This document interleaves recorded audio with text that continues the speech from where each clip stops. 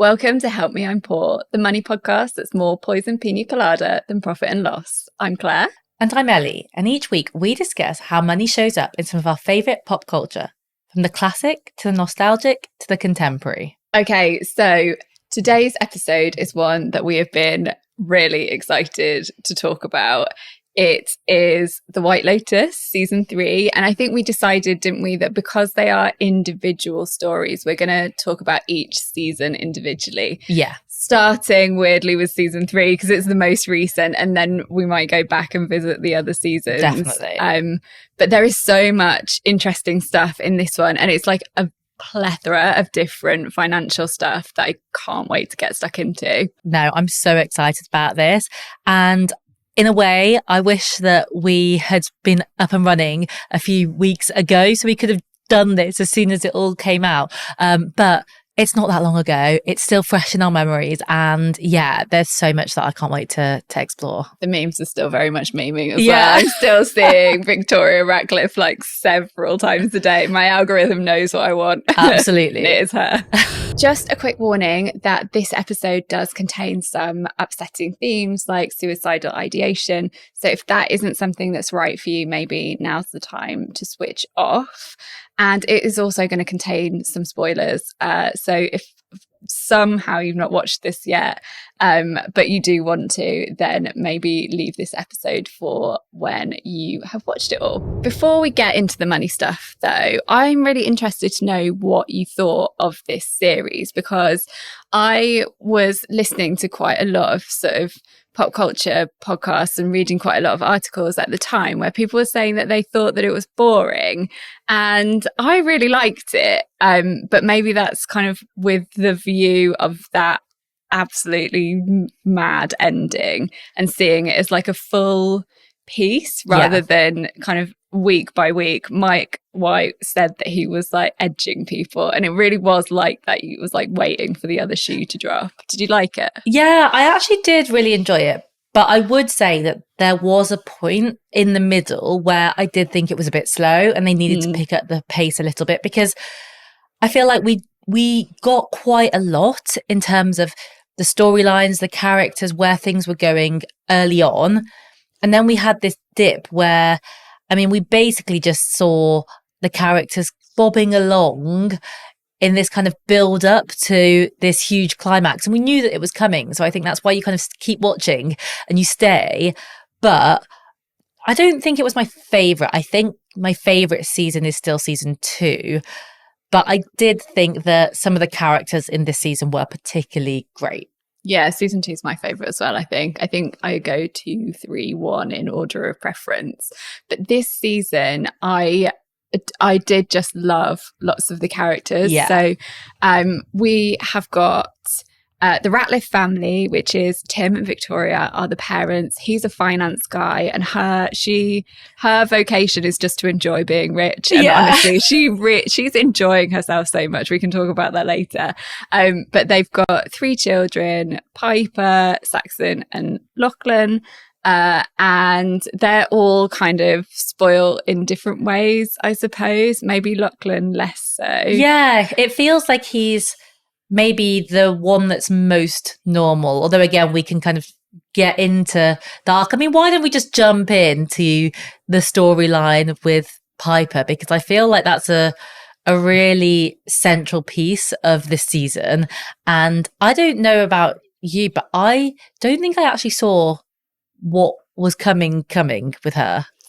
Yeah, I think that I saw it coming as soon as she got back to the resort after her night in the monastery, because there was just something about her, or when they were preparing to leave and she just was really quiet. She didn't say anything. And then her mother like teases out of her that she had all of these grand ideas of being able to live with less. She's grown up in this insanely wealthy family, and is used to all of these privileges. And I think that she like kind of indicates that she finds it grotesque. She's not comfortable with it and all of this stuff. And so she wants to go and like embrace spirituality and live with less. But then she realizes after like one night, which is amazing, living that simple, non-materialistic life. And it is an extreme version of that. Yeah. And just to add the kind of quick recap, they say that the reason that they've gone to Thailand in the first place is because of Piper, isn't it? Her whole story is that she wants to go to do some studying or to research a monk, isn't it, initially? And then it turns out that she actually wants to join this program at the monastery for a year. And like you say, she wants to reject this really privileged lifestyle and then spends one night there and it all blows up. And the scene where she like sort of admits that is amazing, because you've got this dynamic of like Victoria could not be happier about this, and there's a really great freeze frame of her when she's like being like, come to mummy, it's okay to enjoy your privileged life, and she does like a thumbs up to Tim. And obviously Tim is he's going through this whole thing, and he thought that his daughter was going to be able to live without all of this stuff that they are about to lose. And in that moment, he's like, oh shit, because he realizes that she's spoiled as well. And like spoiled in the true sense of the word, of like the lifestyle that she's had has sort of ruined her for the ability to live simply. And I think sometimes like the word spoiled gets thrown around quite a lot, but that the true meaning of it is like you are like not able, or you're going to find it very, very difficult to deal with something like less than what you thought you were going to get. Yeah. And we see as well through the season that so we know that Tim is about to lose all of their wealth, and that when the family go back to prison. Well, potentially he's off to prison, but the family don't know that because they've handed over all of their devices, and he's the only person that knows that this is what's waiting for them. And you see him go through and basically, I guess, drill each child, but kind of subtly, about whether they could cope. And Saxon, it's very clear that, I mean, he says, and it's quite sad actually, this bit really made me feel for him for probably the only time in the season, but where he basically says that like his entire life is that business. He is nothing without the business that he works for, which is his dad's business. And without that, he is nothing. And as the viewers, when you know that he's about to lose that, you're kind of like, oh gosh, okay, so he's screwed. We then think that there's hope for Piper, and that gets taken away when she realizes that she can't. And then actually it's only Lachlan that, when Tim asks him, like, do you think you could live like a more simple life? He's like, actually, yeah. Yeah, and you sort of believe that. I have to say, I had more empathy with Saxon than maybe like your average person. I felt like it was quite transparent that what he was doing was like a finance bro act rather than anything like it all felt very like staged and put on. And obviously it was believable to his brother because of the whole like brother incest storyline, which I don't want to get into. We're gonna skim very quickly past that, but I will say that it's not a form of people pleasing that I personally identify with as a massive people pleaser.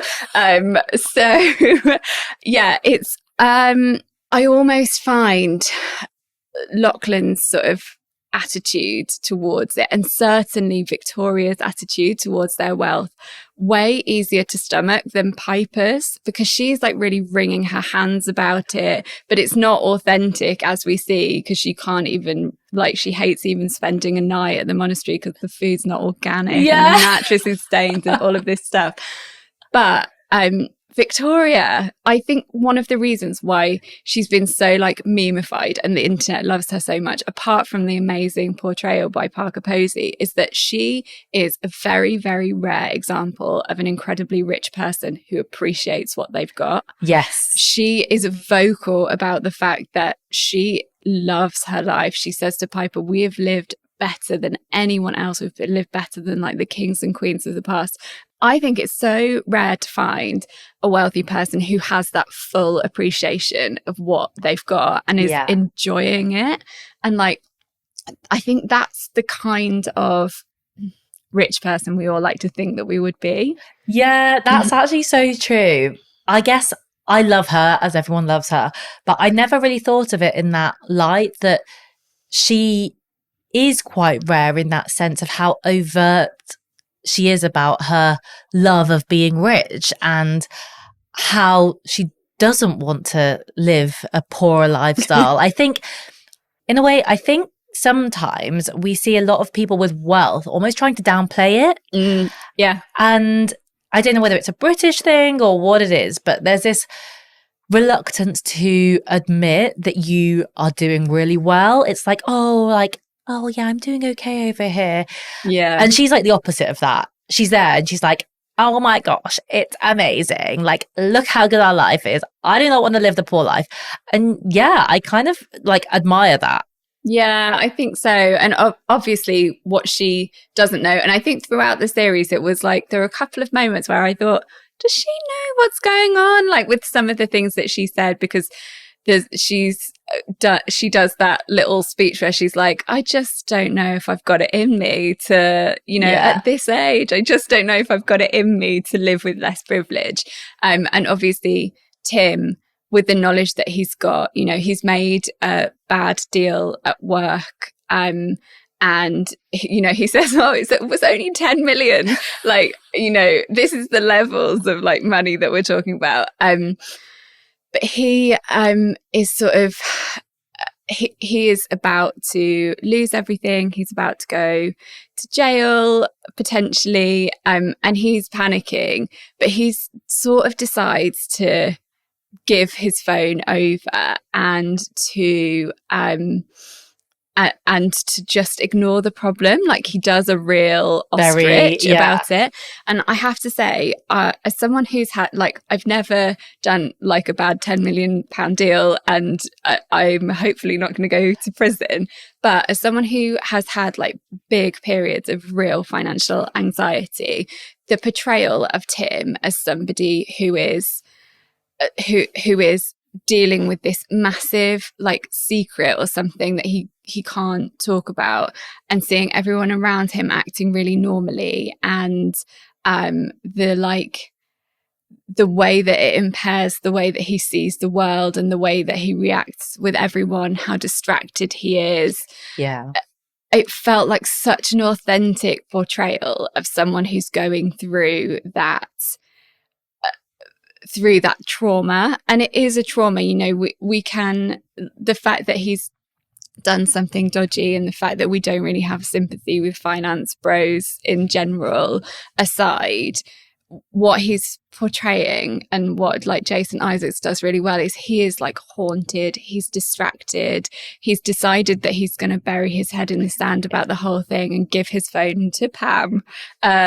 I thought Pam was going to play more of a role, but that was literally her role, was gatekeeper of the phone mild annoyance. I wish she had played more of a role. Oh, she does tell him about the seeds of the tree though. Maybe that's her role. That is true. But I mean, on that storyline, what was your feeling about how it ended? Because ultimately we don't see the fallout. And I know a lot of people were quite disappointed by that we never actually see the Ratliffe family find out that they've lost everything. We just see them get their phones back and we see Tim kind of looking on.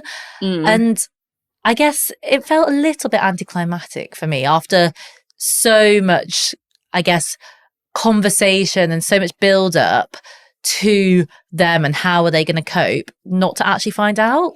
Yeah, I wonder what the message that Mike White was trying to get across. I think he does generally try and like put a message into all of his storylines, or to try and make you think. And I wonder if it is just the fact that like they will be okay, and what they're going into actually isn't a fate worse than death. Like you should feel relieved for them that Tim, after having poisoned all the pina coladas, decided to knock it like knock it very dramatically out of their hands, and that Lachlan survived as well, because obviously that there was that whole thing where you thought that like the one person who could live without the wealth was going to be the one to die. Felt like a lot of jeopardy. So I suppose maybe that's where the climax came, and maybe what you're supposed to take away from it is the fact that like maybe like a ray of hope, because Tim is suicidal and he's familiarcidal. He's thinking of killing most of his family and himself. Yeah. Which, you know, that's just the worst thing, and it's not unheard of for that to actually happen. And so often these stories of familiarcide are rooted in financial difficulties, and you see he's in that headspace. His judgment is so impaired that he seems to genuinely think that this is the only way out and this is the best thing for his family. I think that's the thing. It's clear that he is asking them how they would cope, because he's trying to figure out, actually, you know, is it better for them to not have to face that reality?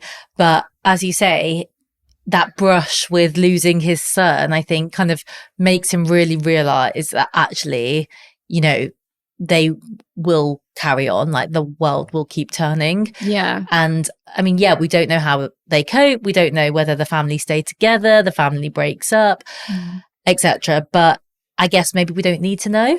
Maybe the message that was there was just that no matter what's coming next for them, it is better than ending it all. And I think that if you can take that message away from it, then that is like quite a good thing that he's done, you know, because there are obviously lots of statements that Mike White is looking to make, and some of them make sense and some of them don't. But I think that you could take away from that quite like a powerful message. Some people on the internet have been suggesting that Schitt's Creek is actually the unofficial sequel to the White Lotus, because obviously that begins with a very wealthy family losing it all, and we've already had some requests to do a Schitt's Creek just episode. about to say, we have got many things within Schitt's Creek we can talk about in an episode or 5. I absolutely love that show. But I think, just to go back to that point that you mentioned about, you know, saying maybe Mike White's message is that there is a fate that is there that is better than death. If only Rick knew that. Oh, I know. Yes. So Rick and Chelsea, we need to talk about, and I guess in the same breath we can talk about Chloe and Greg/Gary, because these are 2 examples of age gap relationships. Yeah. But I think they're both very different. And when I watched the first episode, and was kind of thinking, you know, we decided that we wanted to definitely do a White Lotus episode. We didn't know quite how like full of content this series was going to be for us, but I really thought from the first episode that there was going to be loads there about like sugar daddies and age gap relationships. And I had kind of chalked Rick and Chelsea's relationship up to that in the first episode, because she's much younger, very beautiful, like very spiritual, like she is a bit of a manic pixie dream girl. And he is not very nice to her. No, he's like this moody, older guy who you kind of assume, like you say, has taken her on this luxury holiday and that she's there for the ride. Absolutely. And I don't know if it's ever really clear who in that relationship has got the money. Like, we're making the assumption that it's him, but it might have been her. But obviously as the series goes on, you realize that like it's definitely not about that for her or for them, or for her at least. But then you've got the contrast with Chloe and Gary/Greg. Yeah. Because she's quite clear that actually it is a lot about the lifestyle. Yeah. And I mean, I think she's a really interesting character as well. I mean, there are so many strange things about that whole relationship and that dynamic, but it's very clear that she enjoys the lifestyle that he affords her, and she's going to make the most of it. And, you know, we see them going out and partying on the yacht, and that mansion, which, by the way, I did see that you can hire for like something like £20,000 a night, Nice. which is absolutely insane. But yeah, it's really interesting how they've put these two relationships, which kind of on the surface look similar, but then the dynamics going on underneath them are really different. Yeah, absolutely. And she even says to Chelsea when she's worried that is he Gary to her? Yeah, Gary to her, Greg to Tanya. So she is worried that Gary is going to break up with her because of the like antics that she's gotten up to with the Ratliffe boys. And what she doesn't say like, oh, I really love him. She says like, I've got a good situation going on here. Like I don't want it to end. And so, you know, we've talked in other episodes about like beauty as currency. And when we were talking about it in Pride and Prejudice, we said like that we thought it was still going on now, and this is like kind of proof that it is like youth and beauty as currency is still like going strong. Oh my gosh, 100%. And I think you see it a lot with age gap relationships. I think, you know, obviously there are loads of relationships where there's an age gap which are because there is love there and there is actually like a underlying desire for that relationship. But I also think that it would be naive to not consider that the beauty plays a part, and also the lifestyle that if you're a young, beautiful person that you can sometimes get by going out with somebody that's older and wealthier. Yeah, definitely. This is making me think of Sabrina Carpenter's birthday cake. Did you see it? No. It's like a massive cake. It's beautifully decorated, but in the center is like a Snapchat of Leo DiCaprio being like, "Oh no, you're 25, man." So like something along those lines, which I found really funny because of obviously the Leo DiCaprio rule that once you turn a certain age, that's it. Yeah. And I mean, he continues to keep practicing what we believe that he preaches. Okay, I've got a quick question for you. When you picture somebody that invests, who do you picture? Be honest, was it a man in a suit? A Jordan Belfort type? Navy gilet on his days off, maybe? Exactly. And that's the issue that I want to talk about. Because for too long, the world of investing has felt like it's been built for people like them, not for women like us. Which is why we're so excited that Help Me I'm Poor is partnering with eToro on their Loud Investing initiative. It's all about raising our voices and making sure that other women see that investing is for us too. Loud Investing was born from a simple idea. If women don't see themselves in the investing space, then they're way less likely to feel like it's something that they should or can do. Think about it. In finance films or shows, women are usually the wives, the secretaries, the girlfriends. The men are the ones making the big money moves. And outside finance, we're often painted as the spenders, the ones who are racking up the credit card bills. Confessions of a shopaholic, anyone? Exactly. But it's time to flip the script because women do invest and we're good at it. So let's talk about it. Let's be loud about it.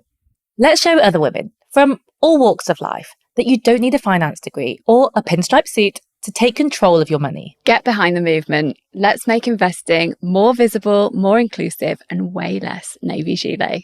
Thank you so much to eToro for being our partner on Help Me I'm Poor. To find out more, head to the link in the show notes and join us in raising our voices and investing loudly. And just a quick heads up, all content on Help Me I'm Poor is for information and educational purposes only. It should not be taken as investment or financial advice, personal recommendations, or an offer of any kind. Always do your own research. eToro is a multi-asset investment platform. The value of your investments may go up or down. With investing, your capital is at risk.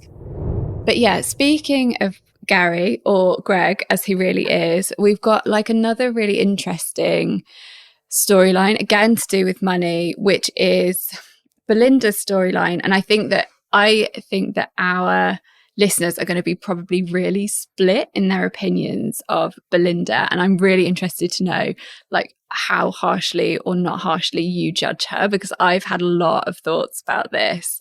And it might like ruffle a few feathers, but actually I don't blame Belinda for what she did at all. I think that she had a choice between trying to get justice for something that probably was going to be really, really difficult to prove, and put herself in the middle of that, make herself really vulnerable, or walk away with 5 million quid. And I find it really hard to judge her as someone who's worked her whole entire life. Oh man, I would take the money. Yeah. Like, I think, like you say, how on earth do you prove that actually Gary/Greg did actually do anything to Tanya? You probably can't. B, he's also there kind of as a threatening, scary. He is scary. Yeah, like guy. And I don't really trust him at all. Like, I feel like he will do what he needs to do. And C, you've got this offer of life-changing amounts of money for actually doing nothing. He's offering the money for her to do nothing. Yeah. And yeah, go girl, I think. Take the bag, get out of there and go and set up your spa somewhere else. I hope that we see more from Belinda in future series, because I'm interested to see. I wonder if Mike White will like show us what's happened to her and what that wealth has done to her. We already see her like reneging on a promise to Pawn Chai, who she's got this fledgling relationship with, to just like get the fuck out of there and go be rich. So I wonder if we'll revisit that. Maybe we'll see her come back as a guest at the next White Lotus because Potentially. she's so rich. They just can't stay away from these White Lotuses. But there's another interesting point in there which you raised before we started recording, which was about the power of negotiation. Yeah. Because he makes her an incredibly low ball offer. I can't remember what it is. Is it 500,000 or I think it was actually 100,000? less. I think initially he offers her 100,000 and her son is telling her to take it. And she's like, no, I can't, like my conscience. And he's like, well, that's a life-changing amount of money. And actually they then have this discussion and decide that they're going to go back and actually try and push for more. And before they walk into the meeting with Gary/Greg, then they'd agreed to go for a lower amount. And it's only in the conversation, that Zion ups it. And you can see her surprise. But ultimately, she plays along and goes with it and takes the chance and gets the amount of money that she asked for, gets the 5 million. And I feel like it's so easy, particularly as women, to not ask, to not get out of our boxes and our comfort zones and to feel like we should be grateful for the money that we're being offered. And this is like a prime example. And yes, admittedly, it is her son that pushes it. But if you don't ask, you're not going to get. 100%. If you don't negotiate, you're normally leaving money on the table. And there are I think there's so much power in learning to negotiate at a young age, because otherwise you get this negotiation gap where you might have two people who've started at the same level. One is negotiating their salary at every single stage and it ends up here. But then if you're not negotiating your salary, you can end up like, it's kind of exponential. The way that it compounds over time, almost like compound interest. And so if you're not negotiating, then you are missing out at every increment, because you are starting from like a lower and lower base level amount. And also I think knowing your bargaining power is so important. And this is obviously going to change in different circumstances, but in this situation, ultimately Belinda's in a brilliant bargaining position because she is really important to Gary/Greg. She holds a lot of the power, even though she doesn't feel like it. He needs her to agree. And obviously, in day-to-day situations, that's going to change. But if you're in a situation where actually you know that the person you're negotiating with really values you or needs your skills or can't afford to lose you or is going to struggle to replace you, like that is something that you can use to your advantage and play on to really get the maximum amount of that negotiation possible. Yeah, and we can learn from this on like a much smaller scale as well, of like if you're a freelancer and you're negotiating rates, or if you are going into an annual review at work, just compiling loads of proof. Like sometimes you have to convince yourself of your worth. Yeah. And so compiling loads of proof, like some people I know have like a folder on their laptop or a note on their notes app just of like positive feedback, achievements, like all of that stuff to look at beforehand, but also to like offer as proof of value. And I think, you know, when you go into a negotiation in a work context, it's never about what, it should never be about why you need the money or why you need more money. It should be about, look at how much value I can offer to you. And I think if you do that and you learn some of the language around negotiation and not giving your hand away and stuff like that, it can just make such a difference to how much money you make over the course of your career. But I've definitely, you know, there's a time in that negotiation when Belinda thinks that they've like blown it. She's like right on edge. Have you ever had, I've definitely had moments where I think that I've gone in too high. Have you ever had stuff like that? I wish I had. Honestly, I feel like most of the time it's where I've not gone in high enough. And people always say that like if you just get a yes straight away, you've not gone in high enough. I hate it when people agree too quickly. Yeah, that is something I'm still really learning. And I do think it's really hard when you work in a space where there really aren't that many guidelines.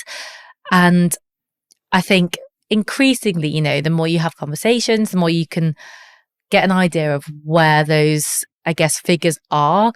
But I do think I still have a tendency a little bit to go in lower than I could.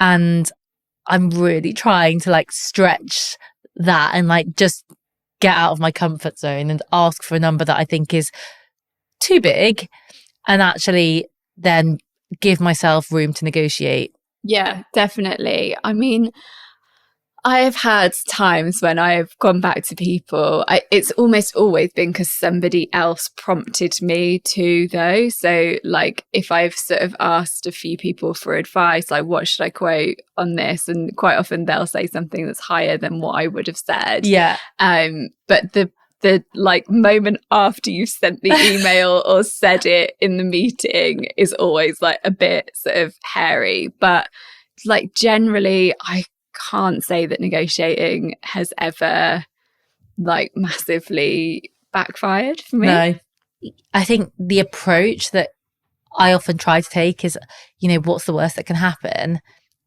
It's a no or a counter offer. And when you keep that in mind, then there kind of isn't a reason not to try and negotiate.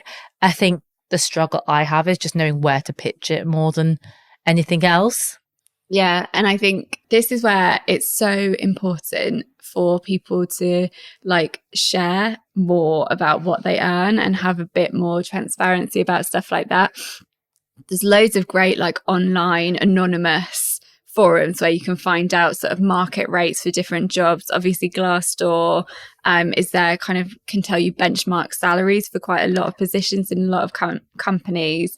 You could also like go onto anonymous forums, stuff like that, just try and get the information. And also I think you can push within your organization for more transparency as well. I think, you know, asking for change and for more transparency at an organizational level is something that can be done. And I think different industries are good and bad at it.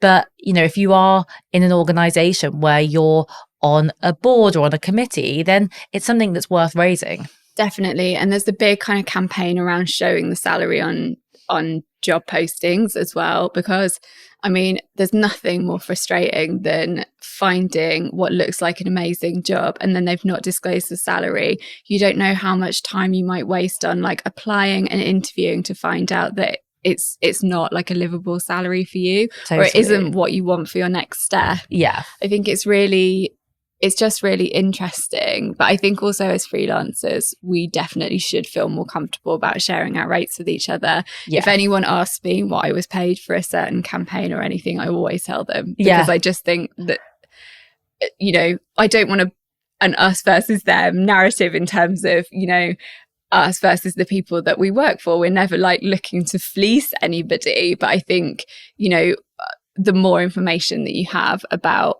what people's rates are, the more power you have going into that negotiation. Oh, totally. And I think that, you know, it would be, I think that it would be a bit naive to think that like brands aren't also like looking to get the best deal possible. And a lot of brands do rely on the fact that there isn't a kind of model for pricing when it comes to creators. A lot of brands, I think, rely on the fact that a lot of people want to be creators, and so do overly rely on gifting and don't really want to pay people for work. And, you know, I've in a few groups and I've seen some absurd requests in terms of brands gifting something and then listing like 5 to 10 deliverables. And some of my friends that are kind of creators are like, guys, do you know how much work you're asking me to do here? This is a good look behind the curtain. I think that people are going to be really interested in this because there's so much like mysticism around the creator economy and what creators get paid. We should do a whole like episode or mini series on this because I'm so with you. I feel like people don't have a clue looking in, and I didn't either. You know, when you look into a podcast or to creators, like what goes on behind the scenes and quite how much there is to get to like the result that you see. Definitely, because I really want to talk about those income transparency reels as well. We've got to do this in a future episode. Let's benchmark it. But before we do, I want to mention there is an influencer agency called 76 Agency. Yeah. They have been talking a lot about like the influencer pay gap, and this is where, you know, white, thin creators are getting paid much more than people who maybe like look a bit different from that sort of that like one single look. They did a big report on it, so we can link it in the show notes. I think that's really interesting. Yeah, absolutely. And I think they do one annually as well. And so if anyone listening is a creator or is interested, then you can submit your rates and help them to compile the next report for the future, so we can actually start to see a little bit more transparency, hopefully. Yeah, amazing.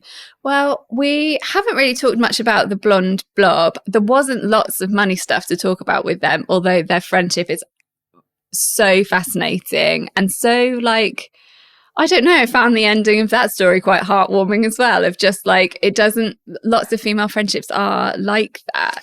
There is a bit of uncomfortable money stuff. It is kind of brought up quite a lot that Jacqueline, who is the kind of, is she an actress? She's a movie star?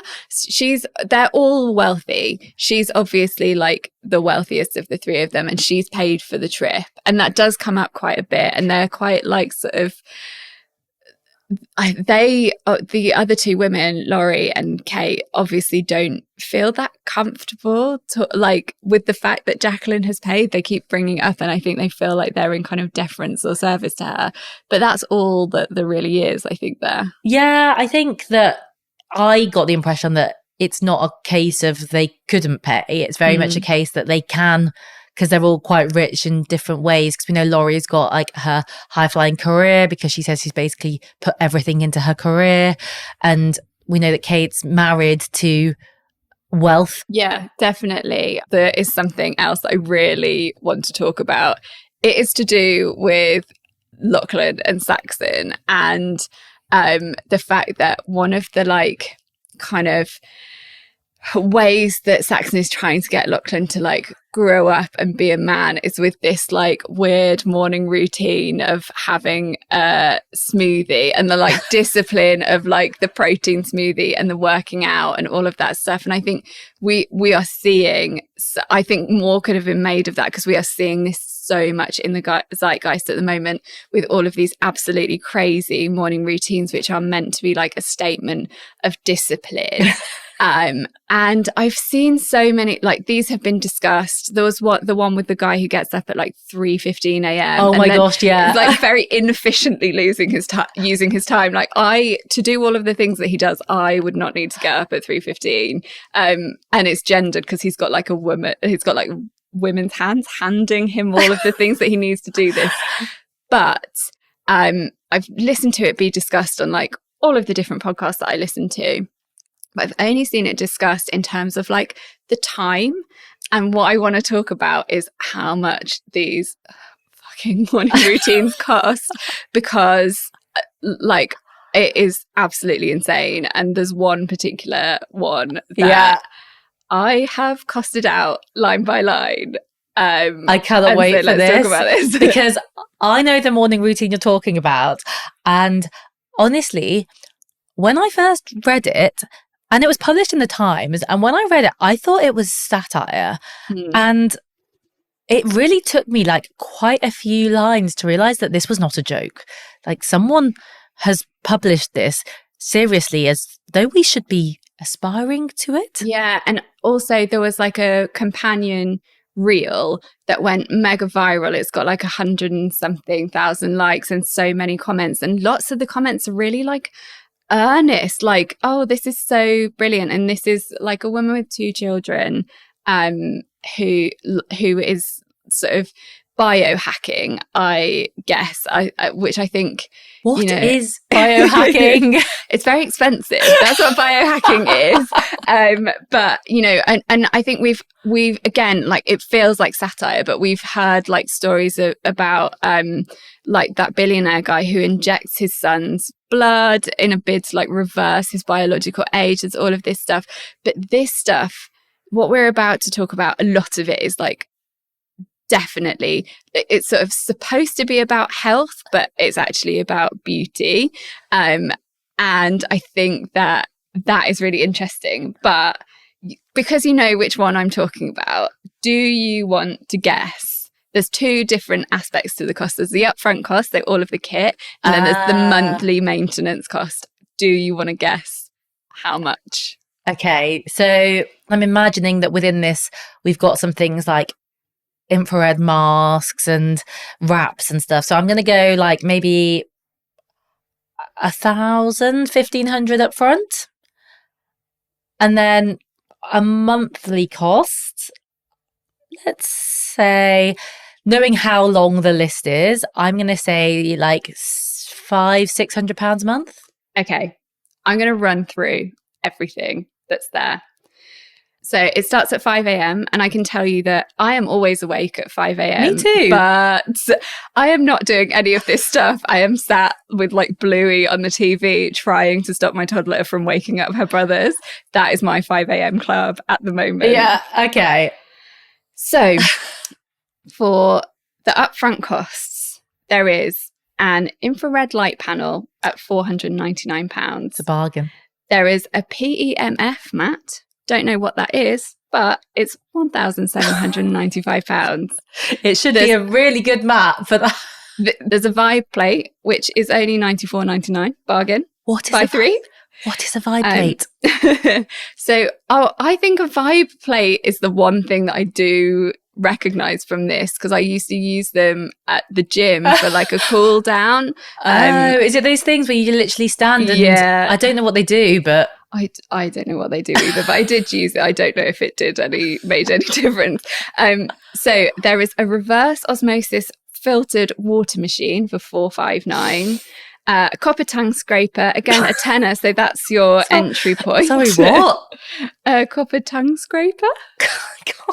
It's only £10 though, Ellie. You can afford it. And then there's a body brush for £19.49. These are all direct links as well. So these are all the Exact brands. I use the Exact brands where I could. And then there's a body brush for £19.49. Again, that's your entry point. And then there is a journal for £26. That lasts for 100 days. So I'm putting it in the upfront cost instead of monthly. Then monthly, we've got mouth tape at £25.99 per month. I don't understand mouth tape. No, me neither. Some like people that I actually trust do say that it's good, but I have no time for any self-improvement at the moment. So I am who I am. This is me for now.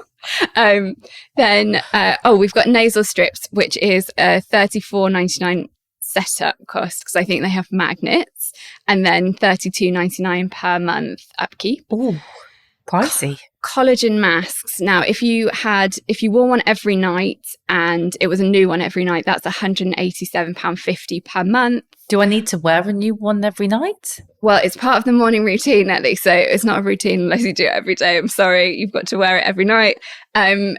NAD4 plus injection. Don't know what that is, but it's £355 a month. There's like a gut-friendly toothpaste, £16 per tube. So I'm going to say £16 a month just for simplicity's sake. I thought Colgate was okay. It's not, apparently. Coffee, because apparently lots of coffee's full of mold. £16 a month. Ionic minerals to go in the reverse osmosis filtered water, $35.69 per month. Coconut oil for oil pulling, £8.54 per month. Body balm, £20.69 per month. You'll notice lots of these prices are strange, and it's because they are on subscribe and save. So, you know, it's fine. At least if you're going to have a very intense morning routine, get it on a subscription. Yeah. And you want to make that saving for sure. There's moisturizer, £9.50 per month. Again, that is potentially achievable. Eye and lip serum, £81.89 per month. Sunscreen, £36 a month. Keto MCT oil powder, which goes in the coffee, that's £31.4 per month. Protein powder, £38 a month. Probiotic, $54.99 a month. I promise I'm nearly done, but I'm exhausted just reading this list. I'm absolutely exhausted. Liposomal vitamin C. Don't know how that's different from other vitamin C, apart from the fact that it's £50, £36 a month. Glutathione, £70 and 16 pence per month. Now, try not to laugh too much. Beef organs, £37, £34 per month. Celtic oysters, £42.74 per month. That is the end. The total setup cost is £2,877.48. And the total monthly ongoing cost is £1,223.91. That's per month forever. I mean, I'm still trying to figure out where oysters fit into the morning routine. Oh, they are capsules. So the beef organs and the Celtic oysters are capsules that you take just to take like a tiny bit of the bizarreness out of it. But yeah, so that's everything. This is just the morning. There is an evening routine as well, which we do not have time to go into. That is slightly less intense, but I don't know. What do you think about this? My main objection is that because this is in the Times and because it's doing the round on social media, it's kind of like being held up as something that you should be doing. And I think we are in an era where we're just being told what to do all the time. We're being told what we should be doing. And this, we're laughing about it because it is funny, but who could afford that? Who could afford that? And also it's kind of being positioned and legitimized as something that's aspirational. And I don't know what planet this woman is on, but it is not the same planet that I live on, where there is any world where that is practical in terms of the time, but also affordable. And I think it just makes me a bit sad that people see this and think that's what I should be doing.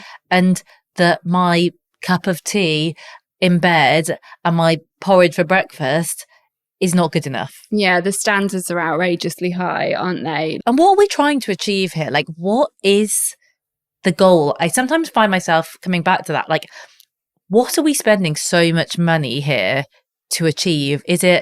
Are we trying to stop the aging process? Are we trying to just optimize our bodies? But we are all human. We have our bodies, we should respect them, I get that, but ultimately we're living cells. One day we are all going to die. And I don't really understand what this is going to do, what this is going to achieve. Yeah, I don't know either, and it does really feels like sort of peak capitalism, especially when you look at the cost. I think there is a middle ground to be struck somewhere, because I do actually believe that health is wealth, and we spend a bit more on food because I try to go for things that are not ultra processed. I have a child with a really limited diet, and it's important to me that I get some food into him that is nutritious.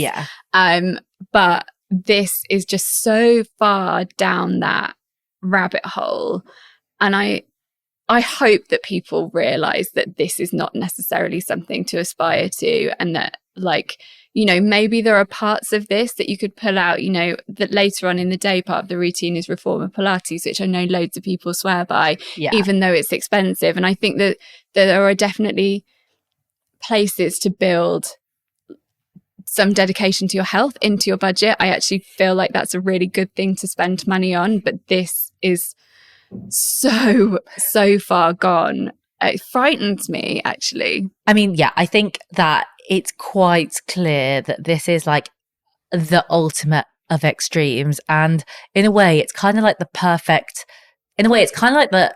ultimate perfect way to end a episode, which is talking about a world of extremes in White Lotus. As always, I'd love to know if you've got any behind the scenes info about White Lotus. Yeah, so before we sign off, there is some interesting stuff, BTS, with the White Lotus, which is that every actor gets paid the same for the series. So obviously, in each series, you tend to have some like newcomers, some like unknowns, and some real veteran, like very famous people. And people want to be on this show because it's like an icon in the making, because it gets you so much press. I can imagine that it gets you a lot of other work as an actor afterwards, especially if you know, if you hit all the right notes on the press tour and stuff. It's a big opportunity. They get paid $40,000 an episode, which I would not say no to, but for some of these actors demonstrates like a really big pay cut in actual fact. But everyone gets paid the same. So I think it's really great, especially if you are able to get, you know, it's an opportunity that you can sort of milk in some senses. Yeah, I absolutely love it. I think in a way, I mean, it's a bit of a flex from Mike White that he can do that, and that he can say, this is, you know, you guys come and tell me that you want to be in my show and this is what I'm going to pay you. But that is what happens because he has established like such a notorious, respected show. I think that actually, you know, more shows, like, it would be great if people did that. It's ultimately what we were talking about earlier. It's like the epitome of transparency. It's like, we don't mind who you are. Like, you're all coming, you're all doing this job, and you're all going to get paid equally. So I am all for it. Yeah, I think it's a good thing on balance. And it's also just really interesting as like a voyeur to see how much people are getting paid for things like this, because quite often like that's a bit shrouded in mystery as well. But I mean, yeah, like I said, I wouldn't turn it down myself. No, I would sign me right up. I would live in a hotel with all of those people and all of the apparent like behind the scenes drama for 7 months. Yeah, I'd do it. I actually stayed in the hotel that's like next door to that hotel a few years ago. Oh, really? Yeah, in Koh Samui in Thailand. And I mean, it's very nice. So I would be right. It's there. a Four Seasons, isn't it? Yeah. I mean, they've had a big boost from this. We're going off topic and we really need to wrap it up because this has been a long episode. Mainly just that list, that morning routine list, that's taken up about half of our time. But yeah, I think that's as good a time as any to wrap up. Absolutely. As always, please do leave us a review, a rating. Drop us a DM at Help Me I'm Podcast. Let us know what you think, and we will see you next week. Bye. Bye.